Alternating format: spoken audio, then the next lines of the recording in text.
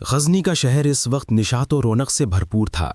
بازاروں میں گہما گہمی، گلیوں میں زندگی کی چہل پہل، اور قلعے کے اندر ایک شاندار دربار سلطانی سجا ہوا تھا، جہاں روزانہ رعایا کے مقدمات سنے جاتے تھے۔ سلطان محمود غزنوی اپنے سنہری تخت پر باوقار انداز میں جلوہ افروز تھے۔ ارد گرد وزراء، قاضی القضات، سپہ سالار اور درباری نہایت سنجیدگی سے اپنی جگہوں پر موجود تھے۔ اچانک دربار کے دروازے پر دستک ہوئی۔ دربان نے عرض کیا، جہاں پناہ ایک بوڑھی غریب عورت فریاد لے کر حاضر ہونا چاہتی ہے۔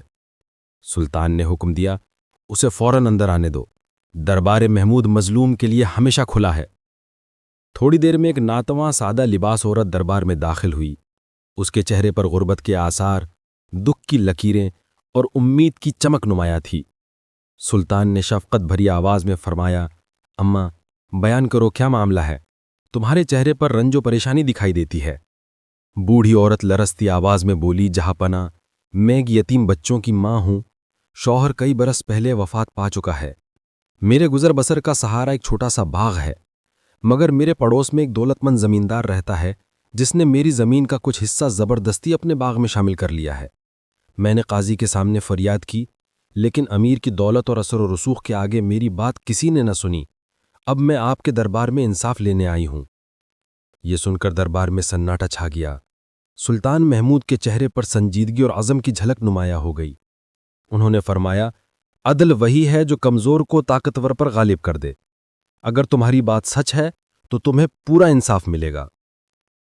سلطان نے فوراً حکم دیا کہ قاضی، امیر اور یہ عورت تینوں کو موقع واردات پر لے جایا جائے تاکہ سچائی ظاہر ہو۔ خود سلطان بھی اپنے سپاہیوں کے ساتھ روانہ ہو گئے۔ جب قافلہ اس باغ پر پہنچا تو وہ نہایت سرسبز و خوبصورت تھا۔ امیر نے مؤدبانہ انداز میں کہا، جہاں پناہ، یہ زمین میری اپنی ملکیت ہے، یہ عورت غلط دعویٰ کر رہی ہے۔ سلطان نے بغیر کسی غصے یا بحث کے سکون سے فرمایا، بات دعوے سے نہیں ثبوت سے ثابت ہوگی۔ زمین کی پیمائش کرو۔ فوراً ماہرین کو بلایا گیا۔ پرانے نشانات اور حد بندیاں کھود کر نکالی گئیں۔ جب پیمائش مکمل ہوئی تو سب حیران رہ گئے۔ واقعی امیر نے بوڑھی عورت کے باغ کا ایک حصہ اپنی زمین میں شامل کر رکھا تھا۔ یہ دیکھ کر سلطان کے چہرے پر غصے کی لہر دوڑ گئی۔ وہ سخت لہجے میں بولے، جو شخص کمزور کا حق چھین لے وہ سب سے بڑا ظالم ہے۔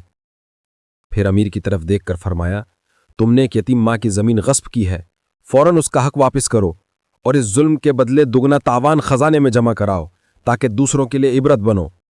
امیر لرز گیا، سر جھکا کر کانپتی آواز میں بولا، جہاں پناہ، مجھ سے خطا ہوئی، معافی چاہتا ہوں۔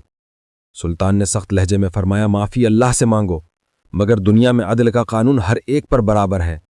امیر نے فوراً زمین واپس کی، تاوان ادا کیا اور بوڑھی عورت کے قدموں میں گر کر معافی مانگی۔ بوڑھی عورت کی آنکھوں سے خوشی کے آنسو بہہ نکلے۔ اس نے ہاتھ اٹھا کر دعا دی، اے سلطان عادل، خدا تمہیں سلامت رکھے، تمہارے عدل سے زمین و آسمان روشن ہیں۔ سلطان مسکرا کر بولے، یہی میرا فخر ہے کہ رعایا کو اپنے بادشاہ کے انصاف پر یقین ہو۔ اگر میں ایک غریب کو اس کا حق نہ جلا سکوں تو محمود کی سلطنت کی کوئی قیمت نہیں۔ پھر انہوں نے قاضی کی طرف رخ کیا اور فرمایا، اگر تم نے عدل میں ذرا بھی کوتاہی کی تو یاد رکھو، قاضی وقت بھی قانون سے بالا تر نہیں۔ یہ سن کر دربار کے سب لوگ خاموش اور متاثر ہو گئے۔ اس دن سے یہ واقعہ پورے غزنی میں مشہور ہو گیا کہ سلطان محمود غزنوی کے دربار میں انصاف تلوار کی دھار پر قائم ہے، چاہے مدعی فقیر ہو یا ملزم امیر۔